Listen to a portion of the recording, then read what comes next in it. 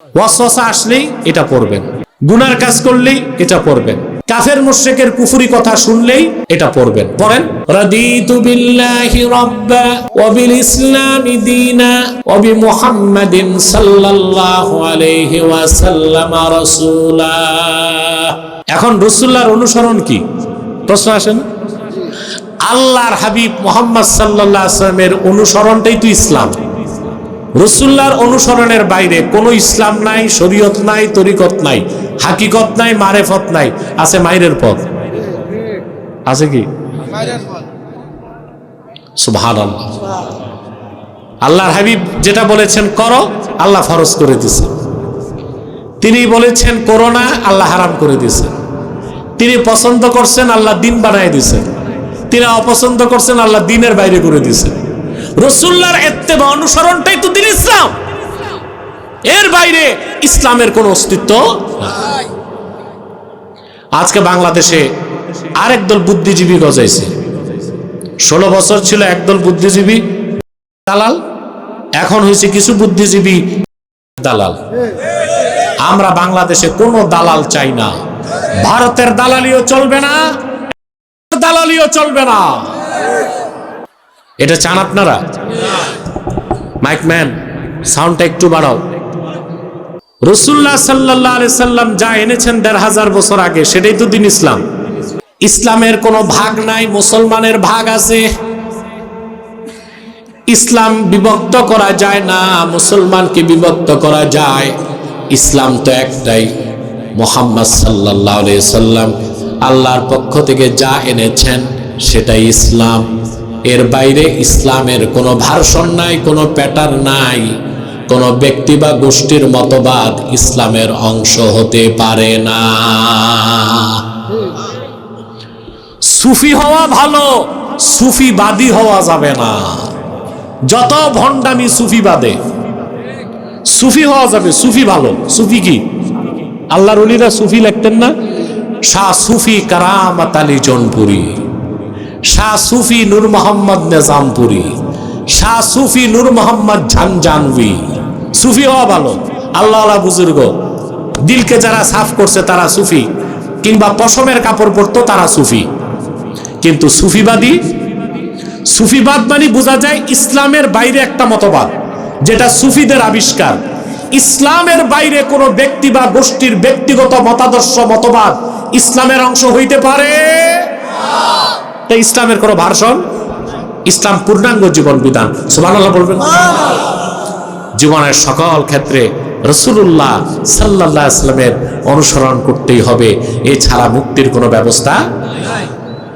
এবার আসেন, আল্লাহর হাবিব মুহাম্মদ সাল্লাল্লাহু আলাইহি ওয়াসাল্লাম 1500 বছর আগে যে দ্বীন আনলেন, যে শরীয়ত আনলেন, পূর্ণাঙ্গ জীবন বিধান ইসলাম, যে সুন্নত রেখে গেছেন, এর বাইরে অন্য কোন ধর্ম, মতবাদ, মতাদর্শ থেকে ভালো কিছু থাকলেও নেওয়ার সুযোগ আছে?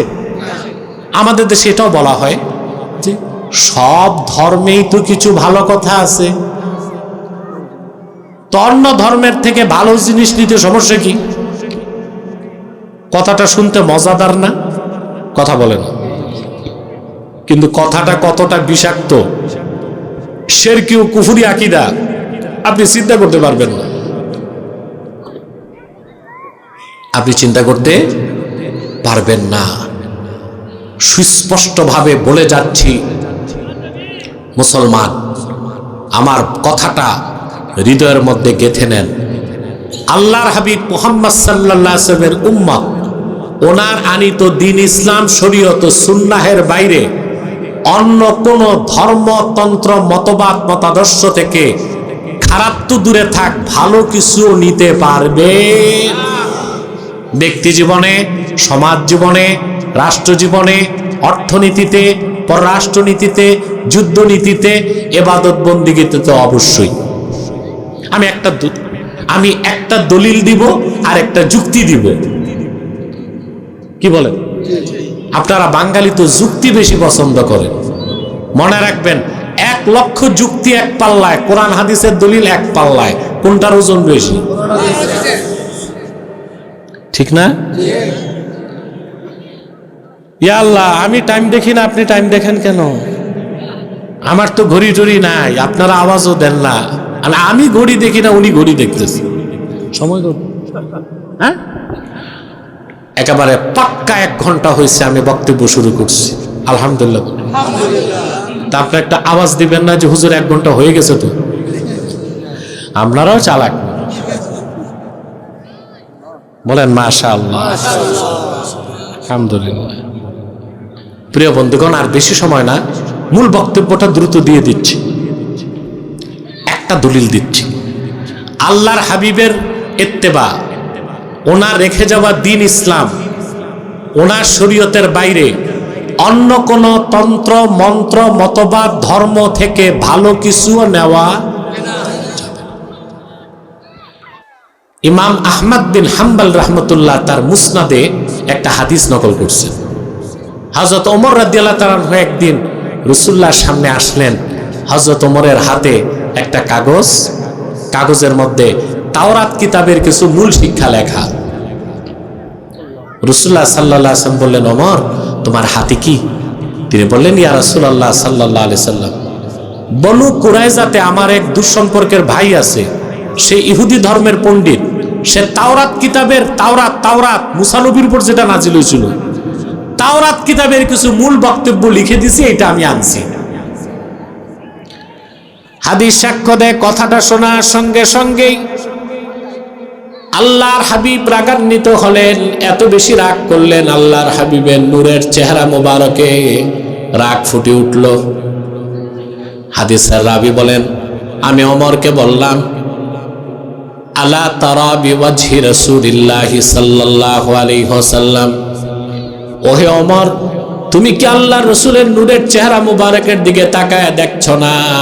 তোমার এই কথার কারণে রাসূলুল্লাহ কতটুকু নারাজ হয়েছেন। হযরত ওমর তার ভুল বুঝতে পেরে সঙ্গে সঙ্গে আল্লাহর হাবিবের কদমের সামনে হাঁটু গেড়ে বসে গেলেন আর পড়তে লাগলেন, রাদিতু বিল্লাহি রাব্বা, পড়েন, রাদিতু বিল্লাহি রাব্বা ওয়া বিল ইসলামি দীনা ওয়া বি মুহাম্মাদিন সাল্লাল্লাহু আলাইহি ওয়াসাল্লাম রাসূলা। পড়বেন, এটা ওয়াসওয়াসা আসলেই এটা পড়বেন, গুনার কাজ করলেই এটা পড়বেন, কাফের মুশরিকের কুফরি কথা শুনলেই এটা পড়বেন। পড়েন, রাদিতু বিল্লাহি রাব্বা ওয়া বিল ইসলামি দীনা ওয়া বি মুহাম্মাদিন সাল্লাল্লাহু আলাইহি ওয়াসাল্লাম রাসূলা। হযরত ওমর পড়লেন, আল্লাহর হাবিবের রাগ চলে গেল।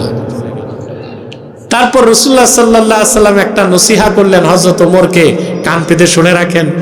আল্লাহ রাসূল বললেন, ওমর, লাউ আসবাহা ফীকুম মূসা আলাইহিস সালাম সুম্মা তাবা'তুমুহু ওয়া তারাকতুমুনি লাদালালতুম। সাহাবীরা, ওমর, স্বয়ং বনি ইসরায়েলের নবী মূসাও যদি এখন বেঁচে থাকতো আর তোমরা যদি আমাকে বাদ দিয়ে তার অনুসরণ করতা, তোমরা সব পথভ্রষ্ট হয়ে যেত। সুবহানাল্লাহ।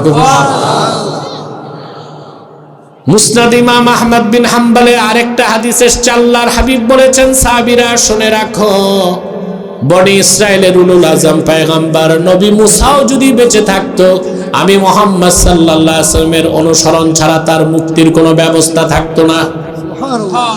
আমি বলতে চাই মুসলমান ভাইয়েরা, আল্লাহর আখিরি নবী মুহাম্মদ সাল্লাল্লাহু আলাইহি ওয়াসাল্লাম ১৫০০ বছর আগে আল্লাহর পক্ষ থেকে যে দ্বীন এনেছেন, শরীয়ত এনেছেন, সুন্নাত রেখে গেছেন, সেটাকে বাদ দিয়া যদি মুসা নবীর উপর অবতীর্ণ তাওরাতের কোনো আমল করা না যায়, ইনজিলের আমল করা না যায়, ঈসার উপর নাজিল হওয়া ইনজিলের, তাহলে অন্য কোন ধর্ম তন্ত্র মতবাদ মতাদর্শের অনুসরণ করলে আমাদের মুক্তির ব্যবস্থা কি থাকতে পারে? কথা বলেন, থাকতে পারে না। যেখানে ইসলাম পরিপূর্ণ হয়ে গেছে ১৫০০ বছর আগে, মুহাম্মদ সাল্লাল্লাহু আলাইহি ওয়াসাল্লামকে প্রেরণ করে যে ইসলামকে আল্লাহ ১৫০০ বছর আগে পরিপূর্ণ করে দিয়েছেন, সেই ইসলামের বাইরে, শরীয়তের বাইরে, রাসূলুল্লাহর সুন্নাহর বাইরে মুসা নবী, ঈসা নবীর শরীয়তেরও কোনো কাজ, পূর্বের আসমানি কিতাবেরও কোনো কাজ, কোনো কর্ম অনুসরণ করার সুযোগ নাই। সাফ কথা বলেন, বিষয়টা সাফ। এবার একটা যুক্তি দিই, দিব? আপনারা যে ওষুধ কিনেন, ওষুধে মেয়াদ দেখেন না? ফাঁকে দিয়ে একটা কথা বলে নি, আমরা বাংলাদেশের পোড়া কপাল, আমাদের দেশে কোনো ভালো ট্রিটমেন্ট নাই। 2-4টা হসপিটাল আছে, ওখানে ট্রিটমেন্ট করতে জায়গা বিক্রি করতে হয়, এত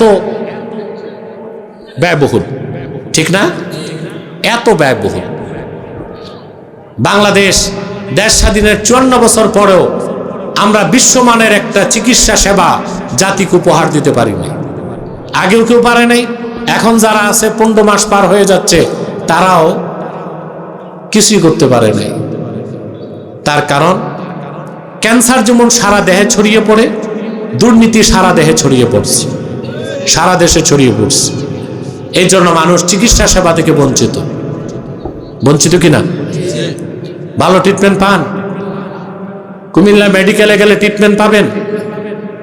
প্রাইভেট হসপিটালে যাবেন, রুগী নিয়ে গেছেন, 4 হসপিটাল 4টা রিপোর্ট দিবে। একটা রিপোর্ট দিবে ক্যান্সার, আরেকটা বলবে এইডস, আরেকটা বলবে যক্ষা, আরেকটা বলবে কি হার্ট ডিজিজ। ঠিক কিনা? একটার সাথে একটা রিপোর্টের কোনো মিল নাই। আমি একটা কৌতুক করে থাকি, বাংলাদেশে এক শিল্পপতি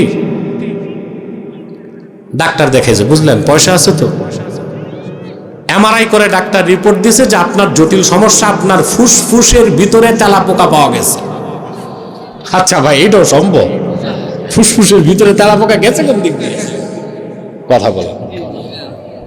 এখন ওই বেটার তো পয়সা আছে, গেছে সিঙ্গাপুর। সিঙ্গাপুরের ডাক্তার পরীক্ষা নিরীক্ষা করে বাংলাদেশের রিপোর্ট দেখে হাসে আর বলে, তোমাদের দেশের ডাক্তাররা কি খেয়ে পড়াশোনা করে? তেলাপোকা যে পাওয়া গেছে এমআরআই রিপোর্টে, তেলাপোকা ফুসফুসে না, মেশিনে ছিল। কই ছিল তেলাপোকা? চিন্তা করেন, মেশিনে তেলাপোকা, রিপোর্টের মধ্যে ইমেজিং হয়ে গেছে তেলাপোকা ফুসফুসে। এই হচ্ছে বাংলাদেশের ডাক্তার আর চিকিৎসা। আর ওষুধ যা খান 70% ময়দা আটা, মেড ইন জিঞ্জিরা। আমার খুব কষ্ট হয় এই গরিব মুসলমানদের দুঃখ দেখলে, চিকিৎসা সেবা না দেখলে তাদের। তো বলছিলাম, পয়সা যাদের আছে বিদেশ থেকে ওষুধ আনায় না। সবচেয়ে দুর্মূল্য বেশি দামের ওষুধ হচ্ছে ক্যান্সারের কেমোথেরাপি। এক বোতলের দাম 70,000 টাকা, এক শিশি 70,000। এখন কেমোথেরাপি শিশিতে লেখা আছে মেয়াদ, কতদিন চলবে এই ঔষধ, বুঝলেন? লেখা আছে যে আপনার 2025 ডিসেম্বরের 2 দুপুর 2টা, বুঝলেন? 70,000 টাকা দিয়ে কিনছেন। 2025 ডিসেম্বরের 2 তারিখ দুপুর 4টা, এটার দাম কত? 70 পয়সায় কেউ কিনবে? দামি ওষুধ তো ভাই, দামি ওষুধ, ডেট এক্সপায়ার্ড, মেয়াদ গেছে। মুসা নবী যে শরীয়ত নিয়ে এসেছিলেন তার মেয়াদ চলে গেছে। ঈসা নবী যে শরীয়ত নিয়ে এসেছিলেন তারও মেয়াদ চলে গেছে। সবার শেষে এসেছেন আখির নবী, নূর নবীজি আমার মুহাম্মদ সাল্লাল্লাহু আলাইহি ওয়াসাল্লাম। ওনাকে প্রেরণ করে ১৫০০ বছর আগে আল্লাহ দ্বীনকে পরিপূর্ণ করে দিয়েছেন। ওনার রেখে যাওয়া দ্বীন ইসলামের মেয়াদ থাকবে কিয়ামতের আগ পর্যন্ত, বলেন সুবহানাল্লাহ। এখন পূর্বের নবী মুসা কিংবা ঈসা কিংবা অন্য কারো রেখে যাওয়া কোন ধর্ম, কোন কর্ম, কোন মত, পূর্বের কোন কিতাবের কোন অনুসরণ করার সুযোগ নাই। এই জন্য আল্লাহ বলেছেন, কুল ইন কুনতুম তুহিব্বুনাল্লাহ ফাত্তাবিউনি। মুহাম্মদ সাল্লাল্লাহু আলাইহি ওয়াসাল্লাম আপনি বলুন, যদি তোমরা আল্লাহকে ভালোবেসে থাকো আমার অনুসরণ করো। এই কথাটা বুঝাইতে পারছি? কোন আলহামদুলিল্লাহ। এখন আসেন, রাসূলুল্লাহর ইত্তেবা বা অনুসরণটা ঐচ্ছিক না আবশ্যিক? কথা বলেন। এটা ঐচ্ছিক না আবশ্যিক। যদি রাসূলুল্লাহর অনুসরণ না করেন, আপনাকে আল্লাহ মুসলমান বলেন নাই, কাফের বলেছেন। পরের আয়াতে আল্লাহ বলেন, কুল আতিউল্লাহ ওয়ার রাসূল ফাইন তাওয়াল্লাউ ফাইন্নাল্লাহা লা ইউহিব্বুল কাফিরিন। প্রিয় নবীজি মুহাম্মদ সাল্লাল্লাহু আলাইহি ওয়াসাল্লাম, আপনি বলে দিন, তোমরা আল্লাহর আনুগত্য করো, তার রাসূলের আনুগত্য করো। যদি তারা এই কথা থেকে মুখ ফিরায় নেয়, আপনি বলে দিন তারা কাফের, আর কাফেরদেরকে আল্লাহ কোনোদিনও ভালোবাসেন না। তাহলে আজকের সবক হচ্ছে ব্যক্তি জীবন, সমাজ জীবন, রাষ্ট্র জীবন, ইবাদত বন্দেগী, সকল কর্ম কাজে ও নীতিতে আল্লাহর হাবিবের রেখে যাওয়া দ্বীন এবং সুন্নতের অনুসরণ করতে হবে। এর বাইরে মুক্তির কোনো ব্যবস্থা নাই। সাদাকাল্লাহুল আযীম ওয়া সাদাকা রাসূলুহুন নবিয়ুল কারীম ওয়া নাহনু আলা যালিকা মিনাশ শাহিদিন ওয়াশ শাকিরিন আলহামদুলিল্লাহি রাব্বিল আলামিন। এই উঠতে বলি নাই, ওয়াজ হইছে দৌড় দিবে, মুনাজাত লাগে না। ভাবসাব যেন আউলিয়ায়ে কেরাম। আমার মতো গুনাহগার যারা বসেন, আসরের একটু আগেই আমি মুনাজাত করে দিচ্ছি। সময় কত দেব? প্রিয় বন্ধুগণ, অনেক কথা হয়ে গেছে, আমরা আমল করব না। বিদায় লগ্নে আমি আমার সংগঠনের পক্ষ থেকে কিছু আহ্বান করে যাচ্ছি। কথা বুঝতে পারছেন? আমি আজকের থেকে আপনাদের এলাকায় আসি, এখানে কিছু বাচ্চা আছে যাদের বয়স 20-এর নিচে, তাদের জন্ম হয় নাই। এখন থেকে না, 2004 থেকে আসি। কত বছর হয়ে গেছে? 21 বছর, ঠিক না? আমি কখনোই আপনাদের কাছে টাকা পয়সা চাই নাই, দরবার শরীফ বা মাদ্রাসার চাঁদা চাই নাই। চেয়েছি? কখনো কন্ট্যাক্ট করে টাকা নিয়েছি? কথা বলেন। আমি কি চেয়েছি আপনাদের কাছে? আমি চেয়েছি আপনারা খাঁটি মুসলিম হবেন, দ্বীনের কর্মী হবেন, খাতমে নবুয়তের আন্দোলনের সৈনিক হবেন। আমি তো আমার দায়িত্ব পালন করেছি। আপনারা কি আপনাদের দায়িত্ব পালন করতে পেরেছেন? কথা বলেন। প্রিয় বন্ধুগণ, সুস্পষ্ট মনে রাখবেন, প্রত্যেক মুসলমানের উপর ফরজ হচ্ছে খাতমে নবুয়তের আন্দোলন, ঠিক না? এই ক্ষেত্রে কোনো আপোষ নাই। বাংলাদেশে এখন সবাই ঐক্যের কথা বলে। কিসের কথা? ঐক্যের কথা। রাজনৈতিক ঐক্য কি সম্ভব? কথা বলেন। অরাজনৈতিক ঐক্য সম্ভব। মনে করেন, আমি একটা উদাহরণ দিই, আপনারা তো আমাকে খুব ভালোবাসেন। এটা কুমিল্লা কয় নাম্বার আসন? মনে করেন, বলেন নাউজুবিল্লাহ, আমি নিজেও যদি 3 নাম্বার আসনে দাঁড়াই, যত লোক আছে 3 ভাগের 1 ভাগ আমারে ভোট দিবে না। সত্য না? কথা বলেন। দিবে? আমি যদি মনে করি যা আসছে সব আমার ভোটার, বাংলাদেশে অনেক পীর আর বক্তা এটা বুঝেই নেই, মনে করে মাঠে যা সব আমার। নির্বাচনে দাঁড়ায়, দেখা যায় জামানত গেছে, পাশের আগে বাস। ঠিক কিনা? তাহলে ভাইরা, যে কথা বলতেছি, এই যে এখানে এত লোক এসেছেন, আমি রাজনৈতিক ব্যানারে ডাকলে আসতেন? আল্লাহর কোরআন শোনাবো বলেই তো এসেছেন। তাহলে আমার ফর্মুলা ঠিক আছে? রাজনৈতিক ঐক্য মুসলমানদের মধ্যে বাংলাদেশে সম্ভব না, অরাজনৈতিক ঐক্য সম্ভব। তাহরিকে খাতমে নবুয়ত বাংলাদেশ এটাই চায়, দ্বীনের স্বার্থে সকল দলমতের মুসলমানকে অরাজনৈতিকভাবে এক প্ল্যাটফর্মে নিয়ে আসবে।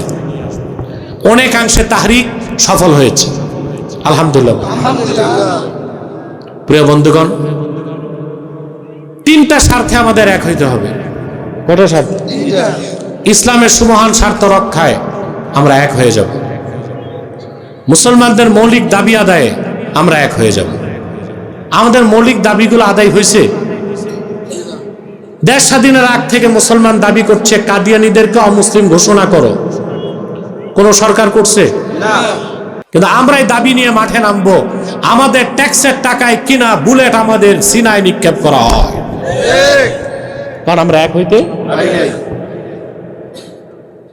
আমাদের এই 3টি দাবির বিরুদ্ধে সবচেয়ে বেশি চক্রান্ত করে 3টি অমুসলিম সম্প্রদায়, তার মধ্যে সবচেয়ে জঘন্য হচ্ছে কুখ্যাত কাদিয়ানী সম্প্রদায়। নিঃসন্দেহে তারা কাফের এবং অমুসলিম। তাদেরকে যারা কাফের বলবে না তারাও কাফের, কারণ তারা আল্লাহর আখিরি নবী নূর নবীজি আমার মুহাম্মদ সাল্লাল্লাহু আলাইহি সাল্লামকে আল্লাহর শেষ নবী হিসেবে বিশ্বাস করে না। চিল্লায় বলেন নাউজুবিল্লাহ। সেজন্য তারা কি? তাদেরকে যারা কাফের বলবে না তারা কি?